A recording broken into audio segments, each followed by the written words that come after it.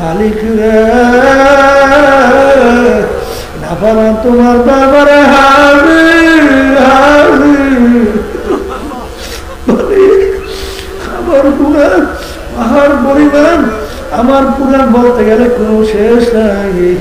মালিক আমার তো জাহান্নাম ছাড়া কোনো উপায় নাই, তোমার রহমতের কোলে যদি চাই না জাগা না আবার কোনো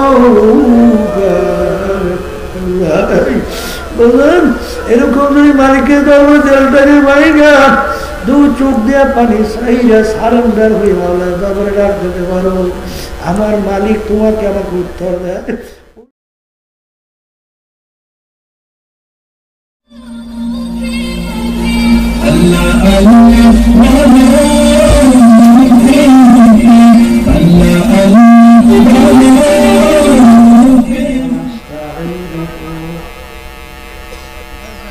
ونستغفره ونؤمن به ونتوكل عليه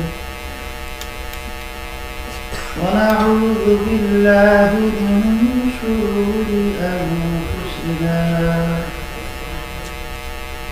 من يهده الله فلا مضل له ومن يضلله فلا هادي له ونشهد أن لا إله إلا الله وحده لا شريك له ونشهد أن محمدا عبده ورسوله أما بعد فأعوذ بالله من الشيطان الرجيم بسم الله الرحمن الرحيم وما خلقت الجن والإنس إلا ليعبدون صدق الله العلي العظيم شهد الشريف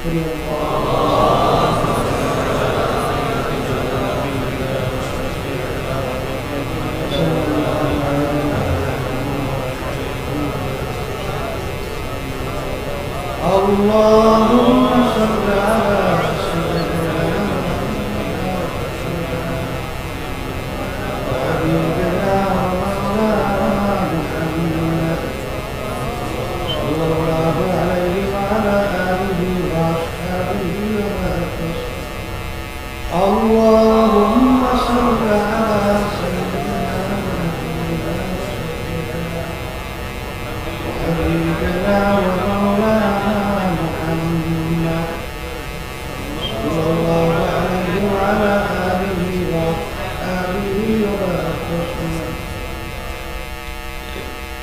শুকরিয়া আদায় করতেছি মহান রব্বুল আলামিনের দরবারে।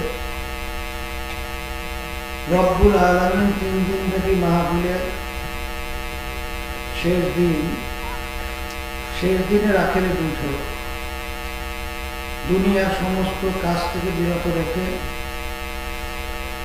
আল্লাহ রব্বুল আলামিন ফিতনা ফাসাদের বিরুদ্ধে আশার দিনে আলোচনা করার শোনার তৌফিক দান করলেন। শুকরিয়া দান সবাই বলে আলহামদুলিল্লাহ। অনেক লোকের কানে মাহফিলে দাওয়াত পৌঁছার পরেও অনেকের সুযোগ ছিল, ইচ্ছা করলে মাহফিলে আসতে পারত, সুযোগ থাকার পরেও আসে নাই। আবার তালাশ করলে দেখবেন বহু দূর থেকে কষ্ট স্বীকার করে আমার অনেক ভাইরা পাগলের মতো মাহফিলে ছুটে চলে আসছে। মান জাদ্দা ওয়াজাদা যে যে জিনিস পাওয়ার জন্য চেষ্টা করি ওই জিনিসে পেয়ে যায়। দাদাজান আব্বাজান চরমনের জীবনে শুয়ে আছেন। দাদাজান আব্বাজান বলতেন যিনি মাহফিলে প্রথম থেকে শেষ পর্যন্ত থাইকে বাড়ি বিদায় হয়ে চলে গেলে আমল নামার মধ্যে কমপক্ষে 50 লক্ষ নেকি এর কম জমা হতেই পারে। নিয়ে যাদের শহীদ আল্লাহকে রাজি খুশির উদ্দেশ্যে মাহফিলে যারা আসছেন রব্বুল আলামিন তাদের আমল নামার মধ্যে লক্ষ লক্ষ নেকি দান করবে। এতটা কি পাওয়া যাবে জানার পরেও আশেপাশে রাস্তাঘাটে দোকানে বাজারে ঘুরে দুনিয়ার বিভিন্ন কাজের ভিতরে লিপ্ত, কেউ টেলিভিশন সাইরা ড্যান্স গানে লিপ্ত, কেউ বিভিন্ন হারাম কাজে কাশের আড্ডায় জুয়ার আড্ডায় মজুর আড্ডায়। সুযোগ ছিল মাহফিলে আসতে পারত না, আসার কারণ আব্বাজান রহমাতুল্লাহি আলাইহি বলতেন বুঝের অভাব, আর এই বুঝের জন্যই মাহফিলের ব্যবস্থা। আল্লাহ রাব্বুল আলামিনের কাছে দোয়া করেন, রাব্বুল আলামিন আপনি আমাদেরকে দ্বীনের সহি বুঝ দান করুন, আমিন। হাদিসের ভিতরে আল্লাহ রাসূল সাল্লাল্লাহু আলাইহি ওয়াসাল্লাম বলেন, মান ইউরিদিল্লাহু বিহি খায়রান ইউফাক্কিহু ফিদ্দীন, আল্লাহ যাকে ইচ্ছে করেন ভালোবাসে তাকে দ্বীনের সহি বুঝ দান করেন। পাশাপাশি একটা কথা মনে রাখা লাগবে, হেদায়েত কিন্তু কোনো পীরের হাতে নাই, কোনো বাবাদের হাতেও নাই, কোনো ওস্তাদদের হাতেও নাই, কোনো দলের নেতানেত্রীর হাতেও নাই। হেদায়েত কার হাতে? আল্লাহ।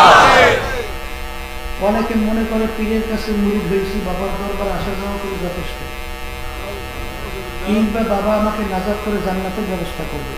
জোরে বলে নাউজুবিল্লাহ। পীর কাকে বলে এটা কিন্তু বোঝা লাগবে। পীর একটা ফার্সি শব্দ, আরবিতে বলে মুর্শিদ, বাংলা অর্থ হলো পথ প্রদর্শক। যে পথ দেখাইয়া দেবে তাকেই বলা হয় পীর। ওই পথে চলা বা না চলার দায়িত্ব আপনার এবং আমার, আর মানজিল মাকসুদে পৌঁছাবার মালিক হলো আল্লাহ। পীরের কাজ হলো পথ দেখানো। নিজের মন দ্বারা কোনো পথ দেখাতে পারবে? বলেন পারবে? না পারার কি কারণ? আল্লাহ রাসূল সাল্লাল্লাহু আলাইহি ওয়াসাল্লাম প্রায় 1500 বছর আগে বলে গেছেন, তারাক্তু ফিকুম আমরাইন লাম তাদুল্লু মা তামাসসাকতুম বিহিমা কিতাবাল্লাহ ওয়া সুন্নাত রাসূল। আল্লাহ রাসূল সাল্লাল্লাহু আলাইহি ওয়াসাল্লাম বলেছেন যে আমি তোমাদের কাছে দুইটা জিনিস রেখে গেলাম, কারণ আমি নবীকে চিরজীবন তোমাদের মাঝে থাকবো না। কয়টা জিনিস রেখে গেলাম? যদি দুইটাকে তোমরা মজবুত করে ধরতে পারো, তোমার ধ্বংস হবে না, জাহান্নামে যাবে না। কয়টা জিনিস? দুইটা জিনিস। বলেন, একটা হলো কোরআনুল কারীম, আল্লাহর কিতাব, আর একটা আল্লাহর হাবিবের হাদিস।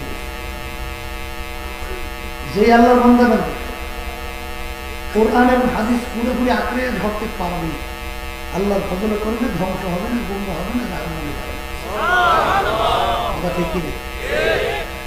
তাহলে যেই পীর, যেই মুরব্বী, যেই ওস্তাদ, যেই দলের নেতা আপনাকে আমাকে কোরআন এবং হাদিস অনুযায়ী পথ দেখাবে, সেই মুরব্বী, সেই পীর, সেই দল, সেই দলের নেতা তাদের কথা মানবে। আর কোরআন এবং হাদিসের বাহিরে যদি পথ দেখায়, সে যে হোক না কেন, যদি বাপ মাও হয়, বাপ মায়ের কথা মানা যাবে না। কথা ঠিক? বর্তমান কিন্তু একদম বের করছে। সেদিনকে শুনতেছিলেন, একজন আমাকে শুনেই গেছেন মোবাইলে, চাকরি আওলাদে রসুল দাবি করে, বাবা চেয়ারে বসা আছে, পাশে বসে তার সাগরে আলোচনা করতেছে, বাবার গুরু কীর্তন আলোচনা করতে করতে এক পর্যায়ে বলতেছে, নামাজ পড়ুক বা না পড়ুক, রোজা রাখুক বা না রাখুক, এক কথায় অন্যান্য যে আমলগুলো আছে আল্লাহর হাবিবের যে তরিকা অনুযায়ী যদি নাও করে, যদি আমার বাবার পা মোবারকে হাত রাখতে পারে, তাহলে আমার বাবাই তাকে নাজাত করে জানাতে। ঠিক না?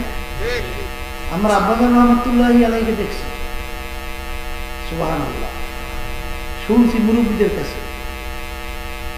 দেখেন তারা কিভাবে মুজাহাদা করছে নফসের সঙ্গে।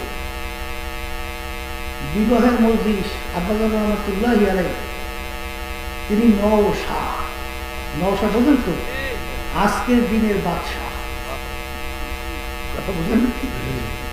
দেখেন না, এসে দেখবেন যে নতুন জামাই হয় তার জন্য একটা উঁচু জায়গা বানায়, দেখছেন তো? আর যত গরমের হোক সব আজকে নিয়েছে, কারণ আজকে সে হইল নওশা, আজকে হইল সে বাদশাহ।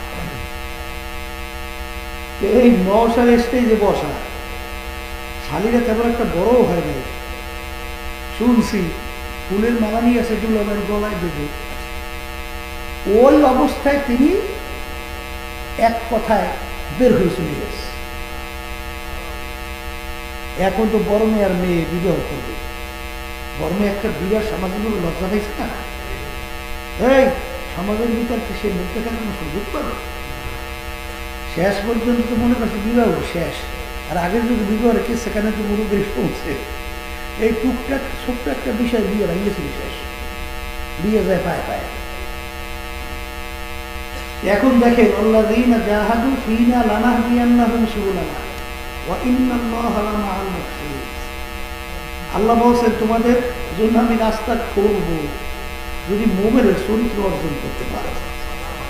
রাস্তা কে করবে? আল্লাহ। আল্লাহর বান্দা তো শরীয়তকে প্রতিষ্ঠা করার জন্য বের হয়ে গেছে বিবাহের মধ্যে। আল্লাহ রাব্বুল আলামিন পথ খুলে গেছে। বড় মেয়ে আসলে খুব একটা রাগতেছে বলতে শুনছি, দেখছি খুব মারাত্মক, কিন্তু আল্লাহ রাব্বুল আলামিন তার দিল নরম হইয়া বরং সে সবাইকে যাইয়া ঘাবড়ায় আর যাইয়া উল্টা বিলে মাপ চায় বলে মাফ করে দেয়, ওরা বোঝে না। আল্লাহ রাব্বুল আলামিন পথ খুলে দেয়, সম্মান আরো বাড়াই গেছে। শুনছি এক মাসালা ব্যাপারে দাদাজান বয়ান করতেছেন স্টেজে, হঠাৎ একটা মাসালা দাদাজান বয়ান করছেন, অন্য অন্য ওলামাই কেরাম স্টেজে ভরা, কিন্তু কেউ শুধু প্রতিবাদ করে কোনো কথা বলে না। আব্বাজান বলতেছেন বাবা যান এই মাসালা কিন্তু ভুল হয়েছে, মাসালা ঠিক হয় না। তখন দাদাজান রাগ হয়ে তুই বেশি বল, অত চালাক আলেমুলামা স্টেজে অভাব আছে। তারপর আব্বাজান বলছিলেন বাবা যান আমি বলছি এটা মাসালা কিন্তু ঠিক হয় না। পরবর্তীতে ঠিক দেখা গেছে আব্বাজান যেটা বলছে ওইটি ঠিক হয়েছে। আল্লাযীনা জাহাদু ফীনা লানাহদিয়ান্নাহুম সুবুলানা ওয়া ইন্নাল্লাহা লামাআল মুহসিনিন। যেই কথা বলতে চাইছিলাম, কুরআন এবং হাদিস অনুযায়ী যতক্ষণ পীর বা মুরব্বী বা দল বা যে আমার বন্ধু হোক যেই হোক পথ দেখাবে, মানব চলব। যদি কোরআন এবং হাদিসের বাইরে পথ দেখায় মানব না, চলব।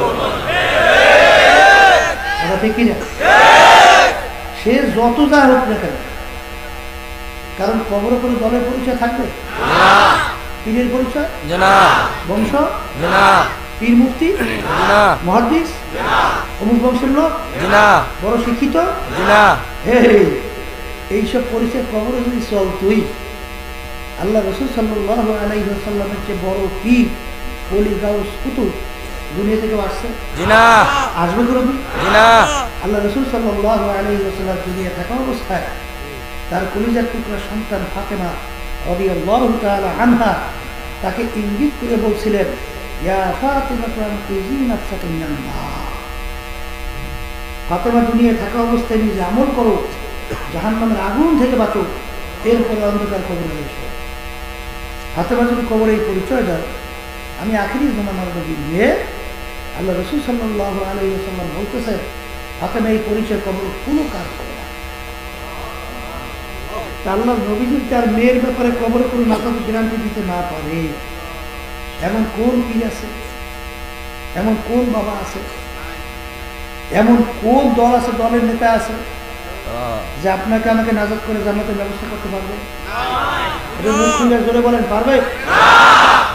যদি নাই পারবে, আমি বাজানদেরকে বলছিলাম মাহফিল বুঝের জন্য, মাহফিল যাদের বুঝ আসছে আল্লাহ রহমত তারা তো মাহফিল পাগলে বলে চলে আসছে, আর যাদের বুঝ আসে নাই যাই দেখেন ব্যবসাকে নেয় বিভিন্ন গল্প গুজবে লিপ্ত, সুযোগ ছিল আসে নাই, ঠিক কিনা? এই বুঝের জন্যই মাহফিলের 3 দিন পর্যন্ত বিভিন্ন হক্কানি ওলামায়ে কেরাম এই স্টেজে আলোচনা রাখছেন। বাজান আলোচনা শুধু কান থেকে শুনবো, অন্য কান থেকে বের করবো, এই আলোচনা শুনলে কোনো লাভ আছে না? শুনতে হবে এবং সে অনুযায়ী নিজের আমল গঠন করতে হবে। আব্বাজান রহমতুল্লাহর কথা শুনছিলাম যে তার একটা আমলের ব্যাপারে একজন আলেম বলছিলেন, হুজুর এটা তো সুন্নাত না, আপনার এই আমলটা কিনা সুন্নাত। তখন আব্বাজান রহমতুল্লাহ বলছিলেন বাজার, বা তাকে বলছিল যে এটা সুন্নাত কিনা আমার এখন পুরো স্মরণ নাই, তবে আসলে যে কিরম যখন নাকি পড়াতে কোরআন এবং হাদিস ফিকহ মাসালা ওই শোনার সঙ্গে সঙ্গে 3.5 হাত বডির ভিতরে সেট করে ফেলতাম, অর্থাৎ আমল শুরু করতাম। এখন পুরো স্মরণ নাই। পরে তালাশ করে দেখা গেল যে আব্বাজান যে আমলটা করতেছেন সুন্নাত প্রমাণিত হয়েছে। এখন বর্তমানে আমরা তো ওয়া শুনি, কিন্তু জল ছাড়তে পারি না, মুরব্বী ছাড়তে পারি না। কবরে প্রশ্নের ভিতরে কোন জায়গায় পেয়েছেন মুরব্বী আর কোন জায়গায় পেয়েছেন জল? কবরে যে প্রশ্ন 3টা, কথা কয়টা? 1 নম্বর মান রব্বুকা, 2 নম্বর অমা দীনুকা, 3 নম্বর অমান নাবিয়ুকা, আল্লাহ হাবিবকে দেখাইবে মান হাযার রাজুল। এই 3 প্রশ্নের ভিতরে পাইছেন তুমি সর্বময় লোক কিনা? কথা উঠতে যায়। তুমি অমুক দলীয় কিনা? তুমি ধনী না গরিব না কোন বংশে পাইছে? তাহলে 3 প্রশ্নের ভিতরে কোন এই ধরনের পরিচয় চলবে না। যদি নাই চলে তাহলে আমার বাজানদেরকে বলবো দুনিয়া কিন্তু বাজান দেখতে না দেখতে শেষ, আখেরাত শুরু আর শেষ নাই। দুনিয়ার যে কোনো কাজে 5 ভাগ করলে আবার চেষ্টা করলে জিতবার আশা না নাই, কিন্তু একবার যদি কেউ কবরে দিয়ে ঠইকে বসে দ্বিতীয়বার দুনিয়াতে আইসিয়া আপিল কইরা জিতবা আশা আছে? ম্যাজিস্ট্রেট কোর্টে কেস করছে, ঠইকে গেছে, আবার আপিলের সুযোগ নাই আছে। জজ করে ঠকছে, এরপরে আবার আপিলের সুযোগ নাই আছে। হাইকোর্টে ঠকছে, আবার আপিলের সুযোগ নাই আছে। সুপ্রিম কোর্ট সিঙ্গেল বেঞ্চ, সেখানে ঠকছে, আবার আপিলের সুযোগ নাই আছে। সুপ্রিম কোর্ট ফুল বেঞ্চ, সেখানে ঠকছে, আবার কোর্ট আছে না আছে। প্রেসিডেন্ট কোর্ট, এরকম ধাপ ভাই ধাপ অনেক আপিলের সুযোগ আছে। আছে বর্তমানে কিন্তু একদল বের হয়েছে, নামাজ নেই, রোজা নাই, পর্দা নাই, সুন্নাত নেই, হারাম হালাল তমিজ নেই। যদি বলি বাজান কোরআন এবং হাদিস অনুযায়ী এই রাস্তাটা তো বেহেশতের রাস্তা না, এরকম চলেন করেন কেন? তখন নাউজুবিল্লাহ, আল্লাহ মাফ করুন, বলতেছে বাবার কথায় যদি জাহান্নামে যাওয়া লাগে যাবে।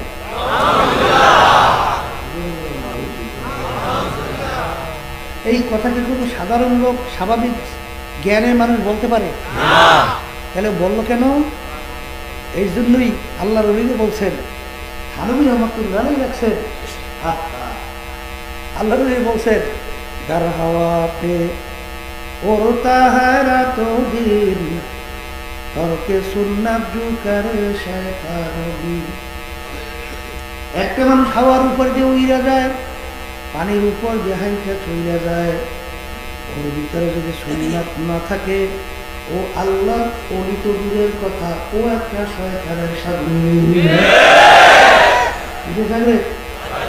কথা বল না? বর্তমানে কিন্তু একদল বের হয়েছে, সুন্নতের ধার ধরে না, গুরুত্ব দেয় না। আছে না? গাড়ি সাইডে সামনের মধ্যে লাগাই, এরা ১.৫ লক্ষের কাছাকাছি সাহাবাইকেরা। একজন সাহাবী বের করতে পারবেন এক মুষ্টির উপরে দাড়ি ছাড়ছে বা কামাইছে? বাজান বলেন, পুরো রাগারাগি নেই, ঝগড়া নেই, আছে? একজন সাহাবীর ইতিহাস পাওয়া যায় না। আচ্ছা ঠিক, দাড়ি সম্পর্কে আল্লাহ রাসূল বলেছেন তুলুল লিহিয়া, তোমার দাড়িকে লম্বা করো, কাসরু শাওয়ারে, মুছকে খাটো করো। আচ্ছা ঠিক। আপনার ভজনকে কি বলবো, যারা নাকি সুন্নতের গুরুত্ব দেন না, আল্লাহর মহব্বত চায়, কোনদিন সম্ভব না। লাইন কাটা কি তাকানো? আল্লাহ রাব্বুল আলামিন বলছেন কুল ইন কুনতুম তুহিব্বুনাল্লাহ ফাত্তাবিউনি ইউহিব্বুকুমুল্লাহ। হে রাসূল, আপনি যারা আমাকে মুহাব্বত করতে চায় তারা যেন আপনার অনুকরণ আপনাকে মহব্বত করে। তাহলে আর রসুলের অনুসরণ রসুলের মহব্বত ছাড়া আল্লাহর মহব্বত পাওয়া যায় না। কথা ঠিক কিনা? এবার একই আমি বলছি না, কোনো পীর না মুক্তি বলছে না, সরাসরি আল্লাহ বলছে। হ্যাঁ, ডাইরেক্ট আল্লাহ বলছে। কথা ঠিক বাজান। এখন নবীর মোহাব্বত এক শ্রেণী আমার বাজানরা আছে, মোহাব্বতে এমন ভিতরে গোলবা হালাত আসছে যেটা আমরা বরিশালে ভাষায় করি গদ, মানে একেবারে মোহাব্বতের চরম পর্যায়ে। এখন নবীর মোহাব্বতে মুখ থাপায়, আবার নবীর মোহাব্বতে ধৈর্য শরীর খুব পায়। ঠিক, আবার নবীর মোহাব্বতে নাম শুনে চুমা দেয়। কথা ঠিক, দেব চুমা খারাপ না ভালো, কিন্তু বাজার তাকাই দেখি নবীরে মোহাব্বত করে কিন্তু পোশাক খ্রিস্টান, পোশাক দেখি অন্য জাতিকে। আর নিয়ম কি, যে যাকে মহব্বত করে তার রঙের জামাটাও তার কাছে গায়ে লাগাইতে ভালো লাগে। দেখেন না, শেখ মুজিবুর রহমানের মহব্বত করতে তার মজিব খোল, নাম হচ্ছে মজিব খোল। মানে মহব্বতে এমন কায়দায় ঢুকছে, এখন ওই তার ওই কোটটা বানাইতে তার কাছে ভালো লাগে। তুমি মহব্বত করো, নবীর মহব্বত করো, নবীর মহব্বত অস্থির। তাই নবীর জামাটা তোমার গায়ে নাই কে? নবীর মহব্বত নাই, নবীর দাড়িটা তোমার মুখে নাই কেন? নবীর মহব্বত তোমার নবীর টুপিটা মাথায় নাই কেন? ঠিক না? হ্যাঁ, এই জন্য বাজানদের কি বলবো, মহব্বত অর্থ কি? নবীর নামে চিল্লাচিল্লি লাফালাফি, এই নাম মহব্বত? আল্লাহ রসুল বলতেছেন মহব্বত আমার তোমার ভিতরে আছে, বুঝবা কেমন? আল্লাহ রসুল বলতেছেন মান আহাব্বা সুন্নতি ফাকাদ আহাব্বানি, যে নাকি আমার সুন্নাতকে মুহাব্বত করলো গোয়াকে সে আমি নবীকেই মুহাব্বত করলো।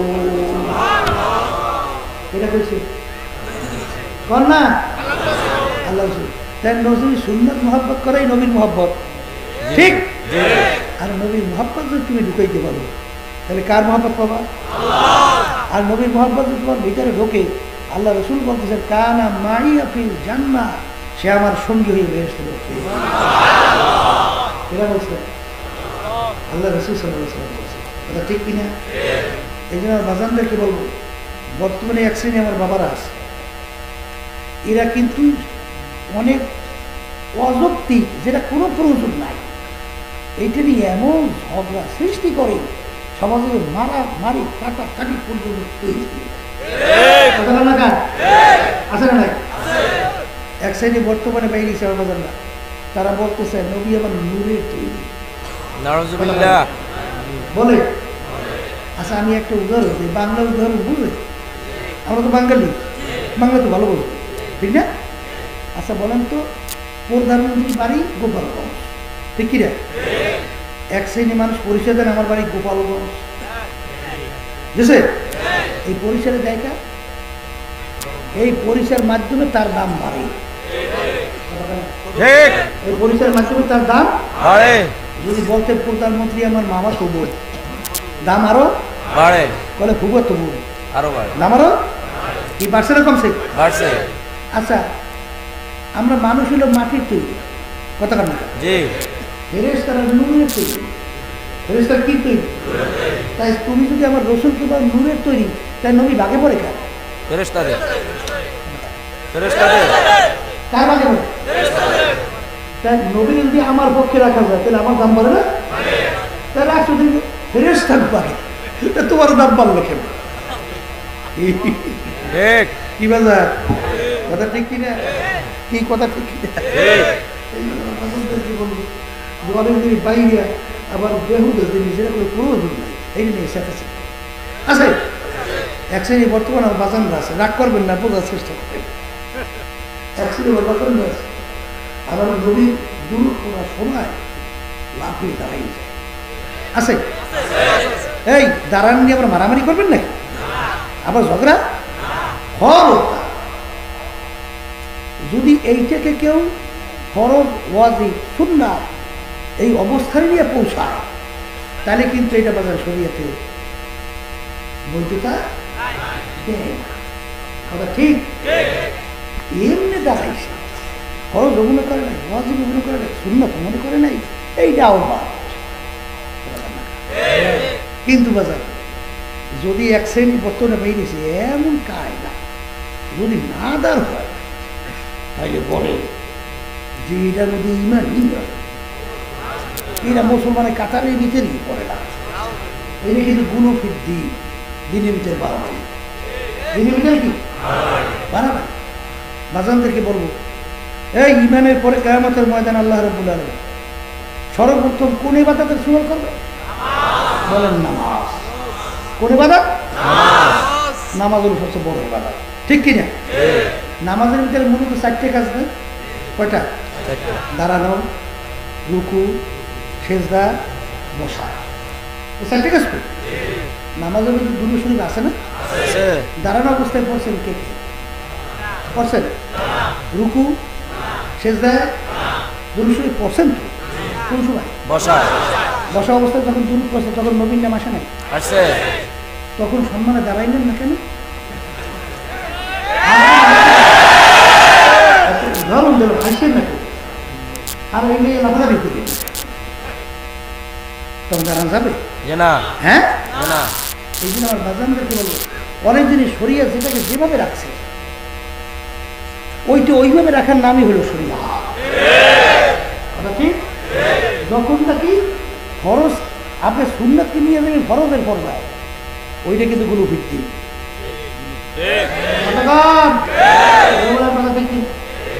এই জন্য আমার বাজানদেরকে বলবো, বুঝের জন্য মাহবিল। হ্যাঁ, এখানে বুঝের জন্য মাহবিল বলতে আমি চাইছিলাম,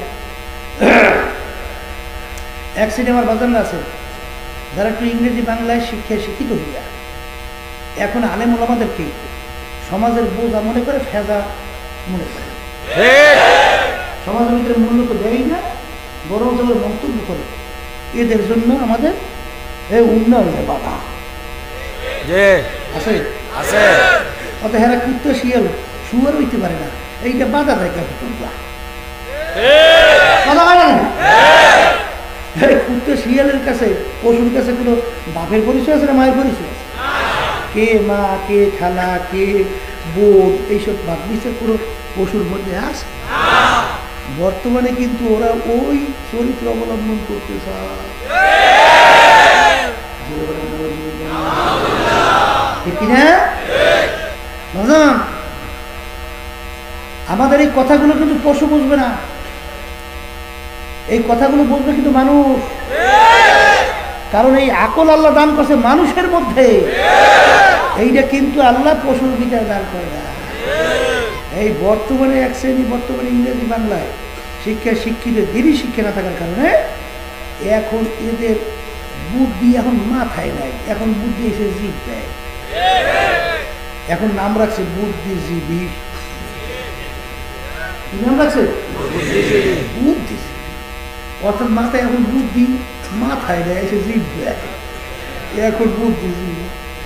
এই জন্যই তো আবুল তাবুল যা মনে করে তা বলে, জিব্বে এসে আর কইবি, জিব্বে তো কইতেই থাকে, মাথায় থাকলে তো ওখানে বেরেক থাকবে, এইটা বলা যাবে, এটা বলা যাবে না, এটা বলা যাবে, এটা বলা যাবে না, কি দেখি না? এখন নাম হয়েছে বুদ্ধিজীবী, ঠিক না? আমি আর বাজানদেরকে বলবো, পর্দালে মা বোনদেরকে বলবো, বাজান আল্লাহ রাব্বুল আলামিন যত মাখলুকাত সৃষ্টি করছেন এর ভিতরে সর্বশ্রেষ্ঠ সম্মানিত করে আল্লাহ একটা মাখলুক সৃষ্টি করছেন, তার নাম হলো মানুষ। সমস্ত মাখলুকাতের ভিতরে শ্রেষ্ঠ মাখলুকের নাম কি?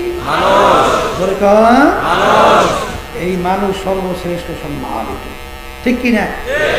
কিন্তু বাজার এই মানুষের যে সম্মানিত হইল কির বাদাউলতে, কোন পার্টসের উপরে ভিত্তি করিয়া, এইটা বোঝা লাগবে, এবং সেই পার্টস ঠিকঠাক করিয়াই দুনিয়া থেকে বিদায় নিয়ে খবর করা, ঠিক কিনা? এই আমাদের দেশের প্রধানমন্ত্রী আর আপনার দেশে জরিনের মা বলছেন। আচ্ছা, প্রধানমন্ত্রী হাত কয়টা? দুইটা। আর জরিনের মায়ের দুইটা। চক্ষু দুইটা। কান দুইটা। নাক কান দুইটা। এই অন্য অন্য সমস্ত অঙ্গ প্রত্যঙ্গ জরিনের মায়ের যা, প্রধানমন্ত্রীও কি জোরে বলে কথা ঠিক কি রে?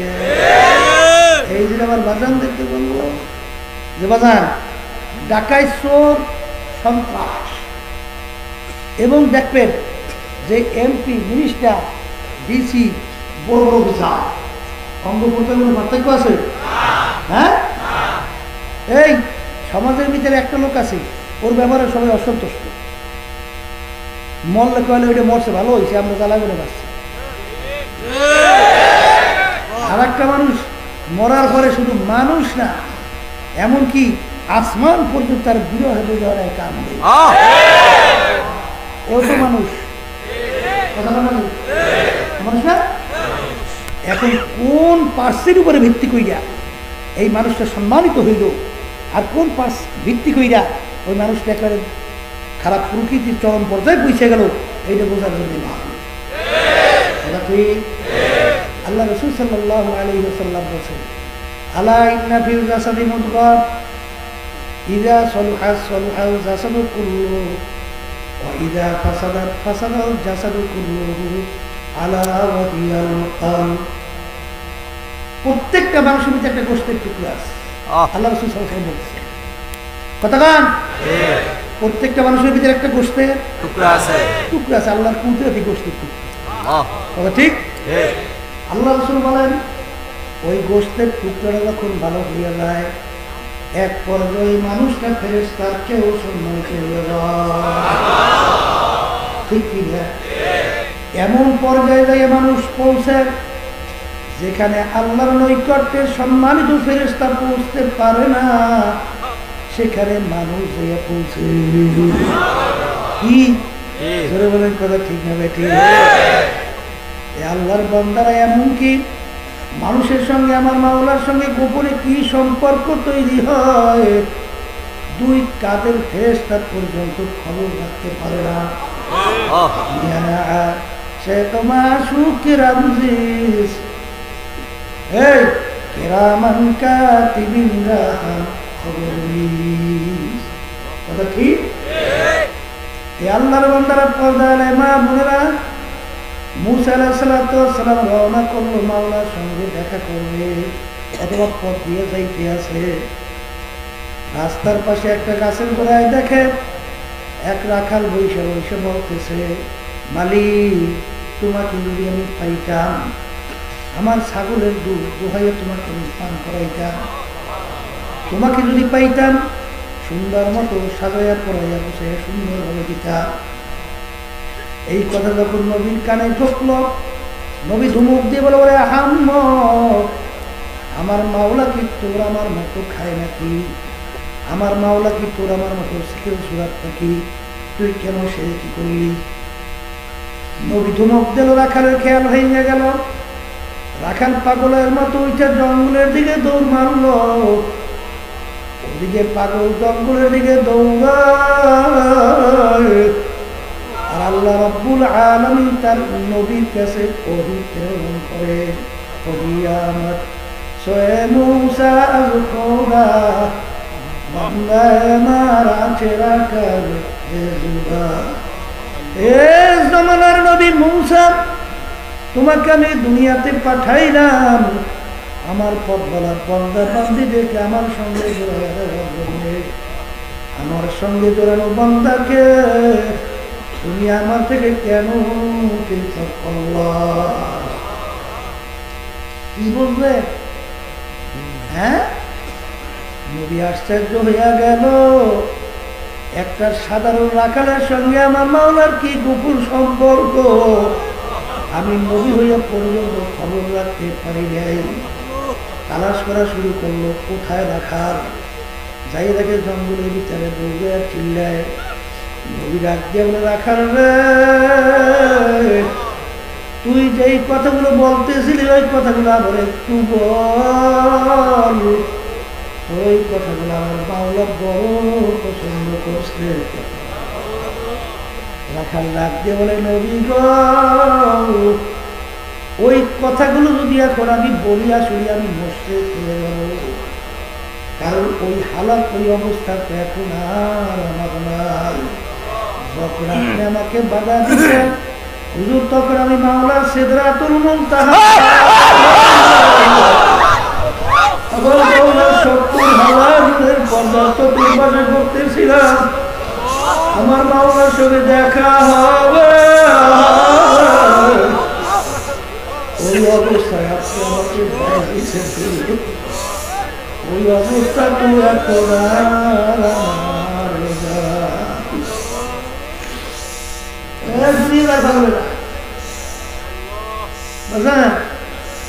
এই যে অবস্থানটা তৈরি হইল, কিসের ভিত্তি করে অবস্থান তৈরি হলো একটু চিন্তা করছো বাবা? তোমার ভিতরে পশুর ভিতরে পার্থক্য কি এরকম চিন্তা করছো? পশুরও খাওয়া বাঁচার দরকার আছে না নাই? পশুর বিবি বাচ্চা আছে না নাই? পশুর আরামে এসে দরকার আছে না নাই? বাজান রে, পশুর রোগ ব্যাধি হয় কি হয় না? মানুষের খাওয়া বাঁচার দরকার আছে না নাই? বিবি বাচ্চা আছে না নাই? রোগ ব্যাধি হয় কি হয় না? আরামের দরকার আছে না নাই? তাহলে পশুর যা যা দরকার তোমারও তাই দরকার। তাহলে তোমার ভিতরে পশুর ভিতরে কি পার্থক্য? পার্থক্য আছে না? হ্যাঁ, একজন চিন্তা করছো যে আমি পশু না মানুষ? উলাইকা কাল আনআম, আল্লাহ রাব্বুল আলামিন ডাক দিয়ে বলেন, এক শ্রেণীর মানুষ, যে মানুষগুলো চতুষ্পায় জানোয়ারের মতো।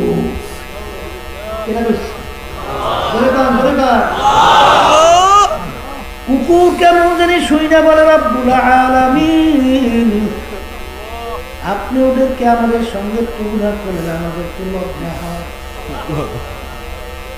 তোদের লজ্জা হয়? রব্বুল আলামিন আমাদেরকে 4-5টা বাচ্চাও আপনি দেন। কি কুকুরের 4-5টা বাচ্চা হয় না? হয় না? হয় না? এ আল্লাহর বান্দারা, কবরের যাত্রীরা, মানুষ আছে কিনা চিন্তা করো। ওই 4-5টা বাচ্চা যতক্ষণ পর্যন্ত নিচেরা চইলা ফিরা খাওয়ার মতো উপযুক্ত না হয়, ততক্ষণ পর্যন্ত মা কুকুর ওই বাচ্চাটাকে ফালাই অন্যত্র কোথায় যায়? জানের ঝুঁকি নিয়ে বাচ্চা ফালে না? জোরে ফালে না? ফালে। বর্তমানে এক শ্রেণীর মানুষ বের হয়েছে, 2-2.5 বছরের বাচ্চারা ফালাইয়া পরকীয়া প্রেমের ভিতরে পড়িলে কুকুরের চেয়েও খারাপ আচরণ করিয়া বাচ্চাটাকে ফালাইয়া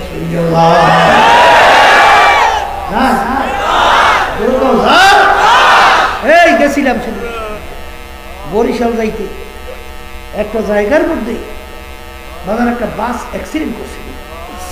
ঘটনা আমি শুনতেছিলাম, বাসটা পাল্টে দিয়ে পানির ভিতরে গিয়ে গেছে, কিছু লোক মারাও গেছে, আর কিছু লোক বাস থেকে বের হইয়া এখন ওই রাত্রে পড়ছে তো ওই পানির ভিতরে কোনো কাজে চাপড়ি দিয়ে রাখছে।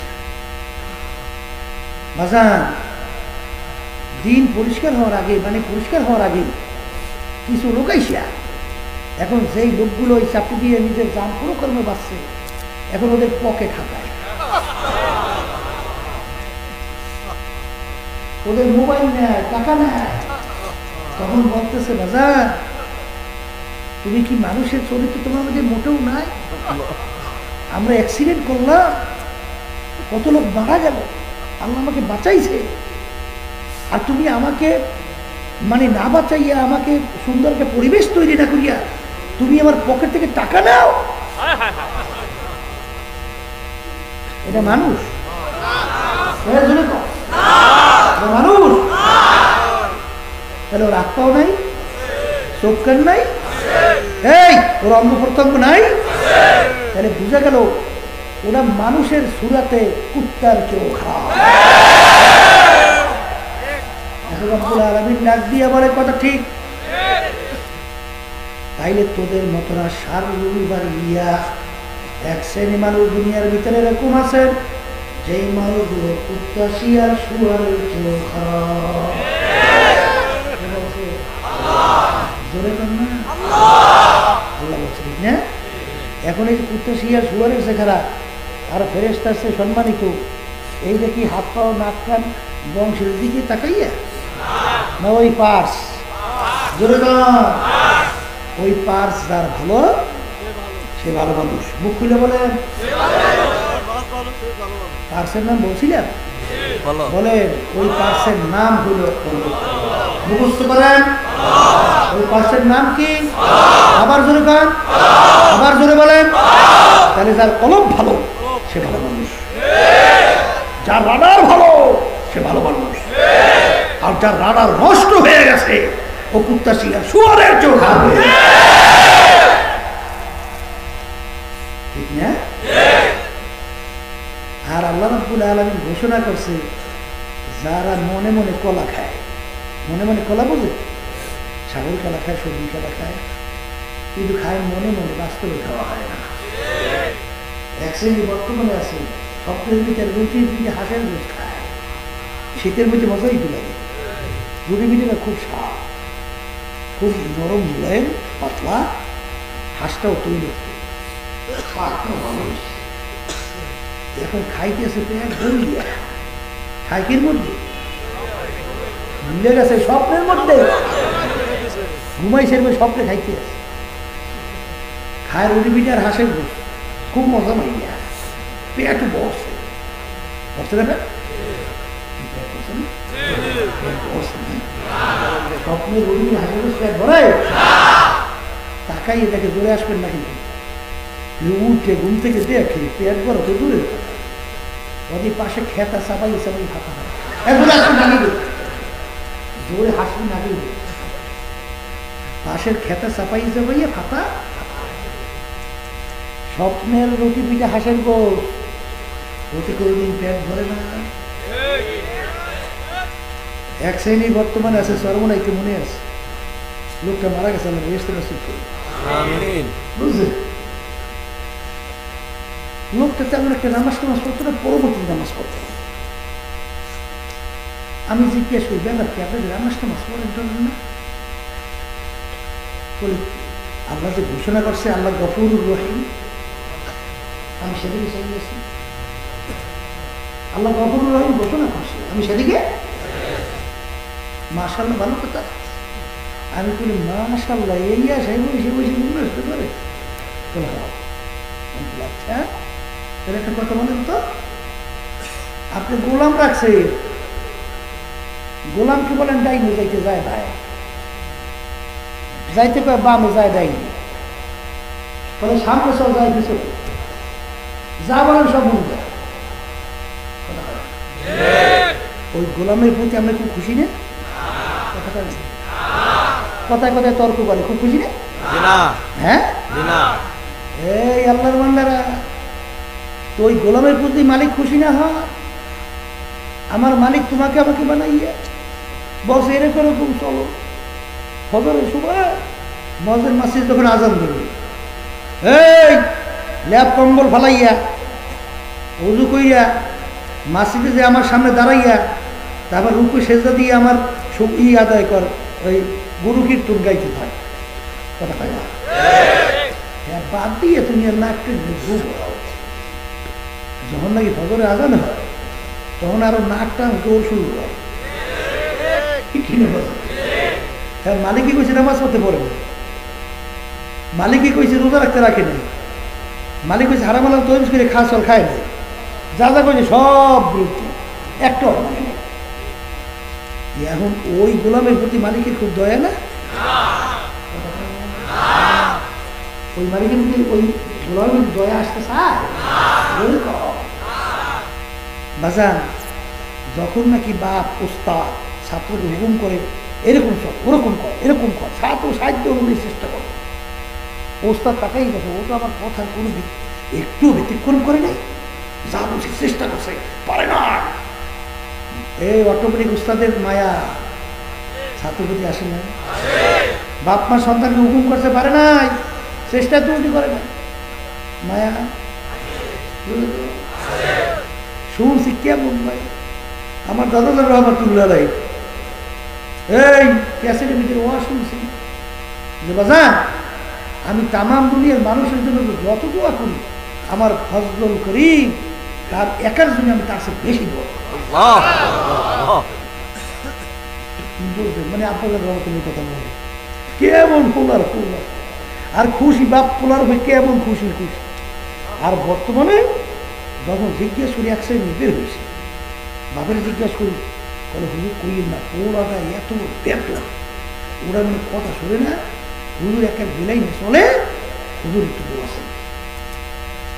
এক মুরব্বী আমার কাছে কান্দাকাটি করে, হুজুর বললেন না, হুজুর বুঝি তো নাই, আমি এখন রাস্তায় রাস্তায় ঘুরি, খাবারও পাই না, থাকার জায়গাও নাই, পোশাকা দিও নাই। বলে তা কি? বলে হুজুর যা বুঝলে শুনি না, পোলা বুঝো মিলে খেয়েছি সব আমি খাই। এখন পোলারাই পাইয়া আমার কাছে তারাইয়া এখন আমি রাস্তা রাস্তা কি বুঝলে? এই পোলার প্রতি বাবার তো খুব মায়া না, আছে মায়া? মায়া না থাকে না। আর মায়া না আসলে, এই যদি মায়া না হয় তাহলে কি আর রহমত আসে? হ্যাঁ, এই জন্য আমার বাজানদেরকে বলবো, তাহলে মা বোনদেরকে বলবো, যেই কথা বলতে চাইছিলাম আল্লাহর হুকুম অনুযায়ী চলবো, ঠিক কিনা? ওই পাশ যেটাকে বলছিলাম, যার ক্ষমতা বলে আল্লাহ রাব্বুল আলামিন এমন দান করে। আপনারা জানেন ওমর ফারুক রাদিয়াল্লাহু তাআলা আনহু মসজিদের ভিতরে খুতবা দিতেছিলেন, সারিয়া রাদিয়াল্লাহু তাআলা আনহু এর 200-250 কিলোমিটার দূরে যুদ্ধ করতেছেন। ওমর খুতবা অবস্থায় বলতেছেন, সারিয়া পাহাড়ের দিকে তাকাও। এখানে খুতবা বলে পাহাড়ের দিকে তাকাও, কি ব্যাপার বলবেন? এই পরবর্তীতে সারিয়া রাদিয়াল্লাহু তাআলা আনহু বিজয় বেশে যখন আসলেন, আগাম যাই এক শ্রেণী জিজ্ঞাসা করে, আমি কি হুকুম দিছিল ওই শুক্রবার দিন কোনো তুমি কিছু পাইছো? বলে হ্যাঁ পাইছি। বলে কি পাইছো? বলে আমি যুদ্ধ করতেছিলাম আমার লোকজন নিয়ে, সম্মুখ ভাগে পিছনে পাহাড়, আমাদের খেয়াল ছিল না, পিছনে পাহাড়ের শত্রুরা তৈরি হইয়া আমাদেরকে আক্রমণ করার জন্য এই প্রস্তুতি নিয়েছে। এই সময় যে আমিরের নির্দেশ না আসতো তাহলে হয়তো আমাদেরকে ধ্বংস হইত। আমির কোথায়? এখানে বসে মুখের মতন কথা যায়, কথা কিছু বলবে, এই নাম কথা, এর নাম কি? এইসব পথে না চললে তার বোঝা যাইবে না, চলতে চলতে বোঝা যাইবে। কথা কয় না দিই? এই জন্য হাসানাতুল আবরারে সাইয়্যাতুল লিল মুকাররাবিন। নেককারদের নাকি যারা আল্লাহ নৈকট্যে পৌঁছে গেছে তাদের জন্য ওইটা উদার। এই জন্য বাজানদেরকে বলবো, এই পাস যেটাকে কলব বলা হয়, এই কলব ভালো করার জন্যই মাহফিলের ব্যবস্থা। যখন আল্লাহর ফজলে আপনার কলব ভালো হবে, তখন দেখবেন আপনার প্রতিটা কথা, আপনার প্রতিটা পা, আপনার প্রতিটা হারকা সানাত সব আল্লাহর ফজল করমে নিয়ম অনুযায়ী হইতে থাকবে, একটু ব্যতিক্রম হবে না, ঠিক না? নাহলে বর্তমানে বাংলাদেশের মধ্যে এত ওলামায়ে কেরাম, এত তলেবে ইলম, এত নামাজি মুসলমান, শতকরা 92 জনের মতো মুসলমান বসবাস করে। সেই দেশের মধ্যে আজকে যদি ইসলামের এই দুর্দশা চলছে, এর কারণ কি? এর মূল কারণ হলো হুব্বুদ দুনিয়া রাসু কুল্লি খাতিয়াতিন, সমস্ত গুনার মূলই হইল দুনিয়ার মহব্বত, ক্ষমতার মহব্বত, পদের মহব্বত, এমপির মহব্বত, সম্পদের মহব্বত, সম্মানের মহব্বত।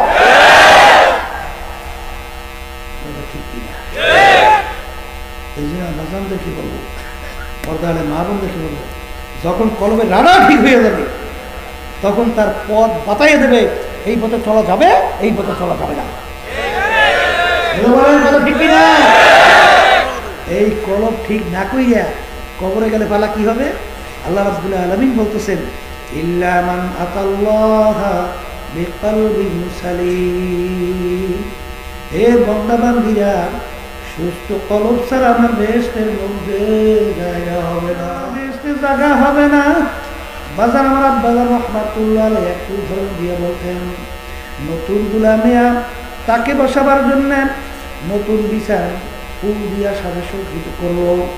নতুন গুলামে আসবে আর নতুন সুন্দর বিছানা নতুন গুলামেকে জায়গা দেবে। বাজান গুলামের এমন পেট খারাপ হয়ে গেল, বারবার বারবার পেট থেকে পানির মতো বাথরুম হইতেছে, চেক দেওয়ার মতো কোনো কায়দা নাই। বাজান রে তখন আফসুস করবে, আফসুস নতুন গুলামের জন্য এত সুন্দর বিছানা সাথে সজ্জিত করলাম, নতুন গুলামে আসবে তাকে নতুন ফুলের বিছানায় জায়গা দেব। কিন্তু গুলামের এমন পেট খারাপ হয়ে গেল, এই অবস্থায় গুলামেকে নতুন ফুলের বিছানায় জায়গা দেওয়া যাবে না, তাকে তাড়াতাড়ি নিয়ে যাও হসপিটালে চিকিৎসার জন্য, যখন ভালো হবে আবার জায়গা দেওয়া যাবে। এ দুনিয়াদার পাগল আমার বাবারা, আমার মাওলা তোমার আমার জন্য এত সুন্দর বেহেশত তৈরি করলো, যা কোনোদিন মানুষ দেখেও নাই, কানেও শোনে নাই, কোনোদিন অন্তরে কল্পনাও আসে নাই। এত সুন্দর সাজে সজ্জিত কইরা তোমাকে আমাকে আমার মালিক বেহেশতে দেবেন সাজাইয়া পরাইয়া। কিন্তু মালিক ঘোষণা করলো, খবরদার সুস্থ কলব ছাড়া কিন্তু আমার পবিত্র বেহেশতের জায়গা হবে না। মালিক আল্লাহ, এ কবরের যাত্রীরা যদি কেউ অসুস্থ কলব দিয়ে আমার মাওলার দরবারে হাজির হও, আমার মালিক ডাক দিয়ে বলল, ফেরেশতারা বড় শখ করে আমি ওদেরকে বানাইছিলাম, ওদেরকে আমি সবাই পরে বেহেশতের জায়গা দেব, ওদেরকে শর্ত লাগাইলাম কালকে সালিম ছাড়া আমার বেহেশতের জায়গা হবে না। এবং অপবিত্র কবুল কলব দিয়ে আমার দরবারে আসছে, ওদের জায়গায় পবিত্র জায়গায় হবে না, ওদের জন্য আমি হসপিটাল বানায় রাখলাম জাহান্নাম। আপনি আমাদের সবাইকে মাফ করে দিয়ে ওই হসপিটালে চিকিৎসা না কইরা ওদেরকে আবার পবিত্র জায়গায় জায়গা দেওয়া যাবে না। ওই হসপিটালের ভিতরে চিকিৎসা কত বছর, কত হাজার বছর, কত লক্ষ বছর, এক ওয়াক্ত নামাজ পড়লে বলতে বলতে অন্য ওয়াক্ত আসছে। বাজারে কোনো ইচ্ছা কইরা যদি কেউ এক ওয়াক্তের নামাজ অন্য ওয়াক্ত নিয়ে কাজা কইরা পড়ে, এই অপরাধের জন্য জাহান্নামের হসপিটালের মধ্যে জাহান্নামের আগুনের ভিতরে জ্বলা লাগবে 2,88,00,000 বছর। সবাইকে মা খুলে এ দুনিয়াদার পাগল বাবারা, কেউ যদি একটা কবিরা গুনাহ করো, একটা কবিরা গুনাহের জন্য কমপক্ষে হসপিটালের মধ্যে 7,000 বছর জাহান্নামের আগুনের ভিতরে জ্বলা লাগবে। আল্লাহ আপনাদের সবাইকে মাফ করে দিয়ে এ দুনিয়াদার পাগল আমার বাবারা, জাহান্নামের আগুন কেমন তেজের আগুন হবে বাজান আমি বলি নাই, কোনো মোল্লা মৌলবী বলে নাই, আল্লাহ রাসূল বলেন আমার উম্মতেরা দুনিয়ার আগুনের চেয়ে 70 গুণ তেজের আগুন জাহান্নামের আগুন। আপনাদের সবাইকে মাফ করে দিয়ে জাহান্নামের আগুন কেমন তেজের আগুন হবে আল্লাহ রাব্বুল আলামিন তোমাকে আমাকে আগেই ঘোষণা করে জানাই রাখছেন, নারুল্লাহিল মুকাদাতুল্লাতী তাত্তালিউ আলাল আফইদা, জাহান্নামের আগুন এমন তেজের আগুন হবে, ওই আগুন শরীরের যে কোনো জায়গায় লাগার সঙ্গে সঙ্গে ওই আগুন দিয়ে কলিজা পর্যন্ত আমাদের সবাইকে মাফ করে দিবেন। বাজার আসলে তোমার আমার চিন্তাও নাই, চেষ্টাও নাই, তোমার আমার ইমান ও মজবুতি বাজান আসে নাই। সাহাবায়ে কেরামদের ইতিহাস পড়ো, আল্লাহর ইতিহাস পড়ো, দেখবেন বাজান আল্লাহর ভয়, জাহান্নামের ভয়, তারা কাঁদতে কাঁদতে ওমর ফারুক রাদিয়াল্লাহু তাআলা আনহু গাল মোবারকের ভিতরে 2টা কালো দাগ পড়ে গিয়েছিল। লোকেরা বলে হুজুর আপনার গালের কালো দাগ ভালো দেখা যায় না, ঔষধ লাগান ভালো হয়ে যাবে। তিনি বলেন ও আমার সাথীরা, কিয়ামতের ময়দানে আমার মালিক যদি জিজ্ঞাসা করে ওমর কি আমল তুমি আমার দরবারে নিয়ে আসছো, আমি চিন্তা ভাবনা করে দেখলাম আমলের ভিতরে ত্রুটির কোনো অভাব নাই। যদি আমি কোন আমলদার করব, শুধু বলবো রব্বুল আলামিন আনতে পারি নাই, শুধু তোমার ভয়, তোমার জাহান্নামের ভয়। কালতে কালতে গালের ভিতরে দুইটা কালো দাগ ছড়াই নিয়ে আসছি, আর কোনো আমল আনতে পারি নাই। ওসমান গনি রাদিয়াল্লাহু তাআলা আনহু বাজান তামাম দুনিয়ার প্রায় 3 ভাগের 2 ভাগ দুনিয়ার রাজত্ব করলেন। বাংলাদেশের মতো প্রায় 350 দেশের রাজা। তার ইতিহাস পড়লে দেখবেন অনেক সময় কবর দেখলে এমন ভাবে কান্না শুরু করতেন, দাঁড়ানো অবস্থায় কাঁদতে কাঁদতে ঠাস করে বসে পড়তো। লোকেরা বলে হুজুর আপনি কবর দেখতে এরকম কেন অস্থির হয়ে যান? তখন তিনি বলেন, ও আমার সাথীরা, আখিরাতের যেই কটা ঘাঁটি তার 1ম নম্বর ঘাঁটি হলো কবর। এই কবরদার সঙ্গে ভালো ব্যবহার হবে, সামনের ঘাঁটিতেও ভালো ব্যবহারের আশা করা যায়। এই জন্য আমি কবর দেখলে সহ্য করতে পারি না। বাজার এই মামলার তদবির নাই, ওই মামলারও কিন্তু তালাশ নাই। এই জন্য বাজানদেরকে বলবো, পর্দারে মা বোনদেরকে বলবো, বাজার আমার মালিক তোমাকে আমাকে হুকুম করছেন,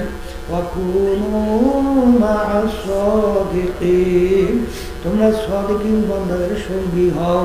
সোহবতে সালেহ তোরা সালেহ কুনার, সোহবতে তালেহ তোরা তালেহ কুনার, এক জামানা সোহবতে বা আউলিয়া বেহতরা সব সালে তাআ দেরিয়া গেলে করবো এদার হাম্মান রোজে রসিদার দাস্তে মাহবুবে বাদস্তান। বাজার সৎসঙ্গে স্বর্গবাস, অসৎসঙ্গে সর্বনাশ। এ আল্লাহর বান্দারা, একটা মাটির চাকা থেকে গোলাপ ফুলের ঘেরান আসে, জিজ্ঞাসা করে মাটির চাকা তুমি কোনো বেশ খাম্বা না কোনো গোলাপ ফুল পরিচয় দাও, তোমার থেকে এত সুঘ্রাণ কেন আসতেছে? মাটির চাকা উত্তর দেয়, আমি কোনো গোলাপ ফুল কোনো বেশ খাম্বার কিছুই না, আমি একটা মাটির চাকাই। বলে তোমার থেকে এত সুঘ্রাণ কেন আসতেছে? মাটির চাকা উত্তর দেয়, আমার সঙ্গে একটা গোলাপ ফুল ফুইটা মিশালাইয়া আছে, ওই গোলাপ ফুলের ঘ্রাণ আমার ভিতরে ঢুকতে ঢুকতে ঢুকতে ঢুকতে আমি এখন আর সাধারণ মাটির চাকা নাই, আমি একটা গোলাপ ফুলে পরিণত হয়ে গেছি। ভালো করে মনকে বুঝাও, তারপর দুনিয়া থেকে বিদায় নিয়ে করে যাও। দলাদলি সারো, টাকার গরম সারো, মাতুক বাড়ি সারো, বংশের গরম সারো, শিক্ষার গরম সারো। কারণ বাজান আলা ইন্দামুল কাসরাতিল কুলুব, হাদিসে কুচ্ছির ভিতরে আছে, আমার মালিক বলছেন আমি ভাঙ্গা দিলের কাছে থাকি।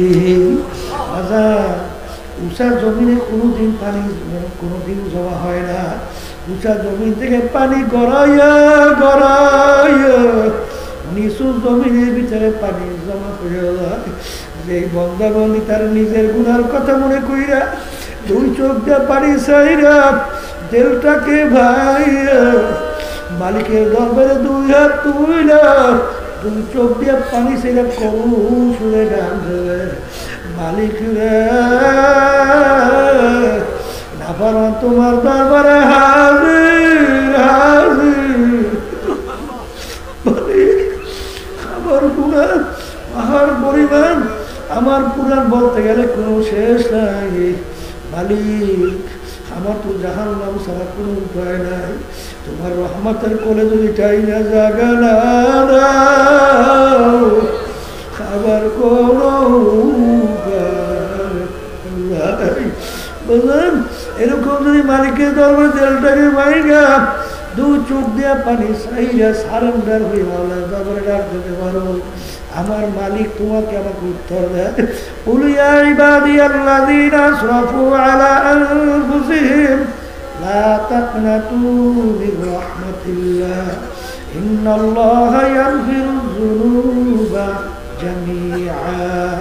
বাজা বাজা আর সে হাসতি বাজা দরকার কাপেরাগে ব্রদু পুরুস্তি বাজার ইদার গাহে মাদার গাহে নাউমিদিনী সদবরা করতো শিকাস্তি বাজার আমার মালিক ডাক দিয়ে বলে আব্দুল করিম ও রেজাউল করিম ও রহিমা খাতুন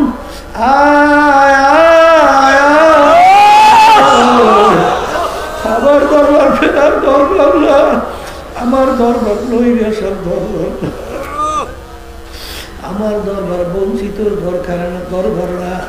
তুই যদি পূজার মতো গুনাহ কইরা থাকো, তুই যখন দিলটাকে বাইরা আমার দরবারে সারেন্ডার হইয়া করুণ সুরে আমাকে ডাক দিবে, আল্লাহ আমি মালিক তোর জীবনের সব গুনাহ খাতা মাফ করব, তাই না এমনকি আমি তোর গুনাহকে নেকের দ্বারা পরিবর্তন করব।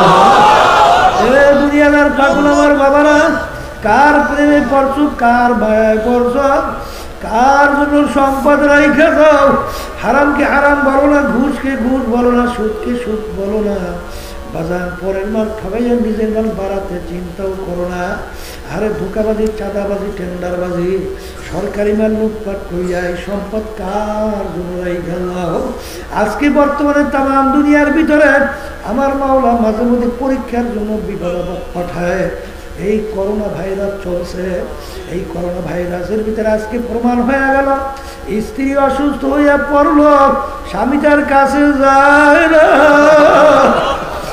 স্বামী অসুস্থ, বাজান স্ত্রী তার কাছে যায় না, সন্তান বাপের কাছে যায় না, বাপ সন্তানের কাছে যায় না। মহিলার লাশ হইয়া পড়ে আছে, একটু গোসল করাইয়া কাপড় পরাইয়া কবরেও রাখে না। বললেন দিনদার আল্লাহওয়ালা মানুষ তার কাছে যাইয়া গোসল করাইয়া কাপড় পরাইয়া জানাজা পড়াইয়া কবর খুঁজা কবর রাইখা দোয়া খুঁজে আসে। কার জন্য সম্পদ রাইখা যাও রে বাজার। ওই ফরিদপুর গেছিলাম, একজন বলতেছিল এলাকার একটা বড় ধনী মানুষ মারা যাওয়ার পরে যত অন্ধকার হয়ে আসতেছে ঘরের ভিতর থেকে ডাক দিয়া বলে তাকে রাত্রে ঘরে রাখা যাবে না, ছোট ছোট বাচ্চারা মরা লাশ দেখলে ভয় পাইবে। দুনিয়াদার পাগল আমার বাবারা, মাসিদের ভিতর থেকে খাট বের করিয়া সারা রাত্র খাটের ভিতরে উঠাইয়া মাসিদের বারান্দায় ফেলাইয়া রাখলো। তার কষ্টের কামাই করা টাকার বাড়ি তাকে যায় না, কার জন্য সম্পদ রাইখা যাবে।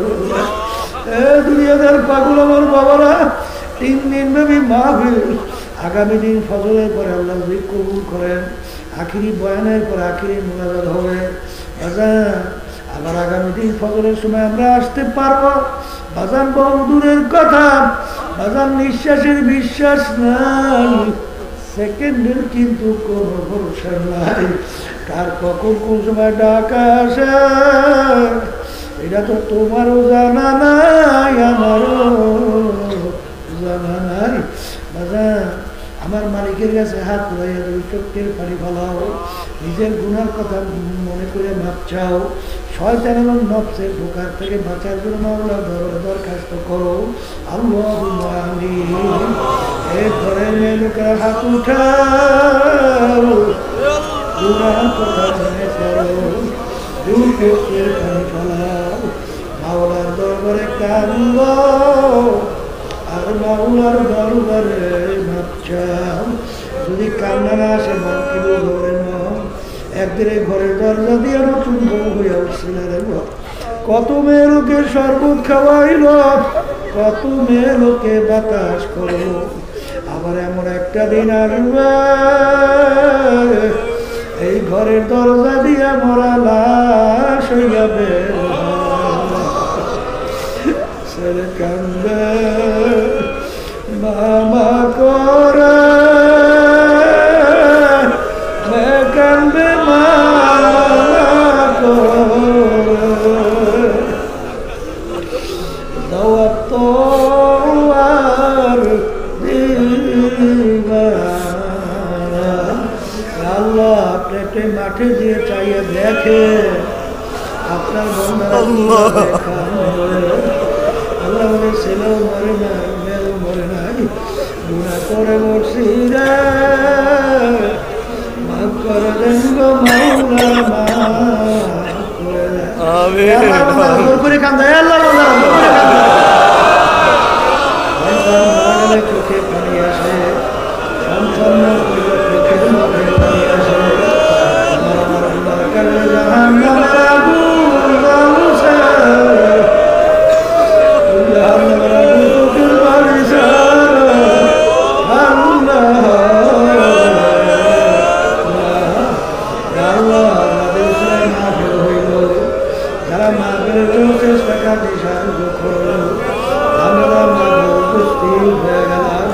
আমাদের সবাই বলে খাস মেহেরবানি করেন আল্লাহ মাহবুবের মেহেরাতে জড়িয়ে ধরেন আল্লাহ আমাদের হাত আমাদের আম্মা আব্বা আত্মীয় স্বজন অন্ধকার করে শুয়ে সবাই কবরকে আপনি ভেস্তে যাবেন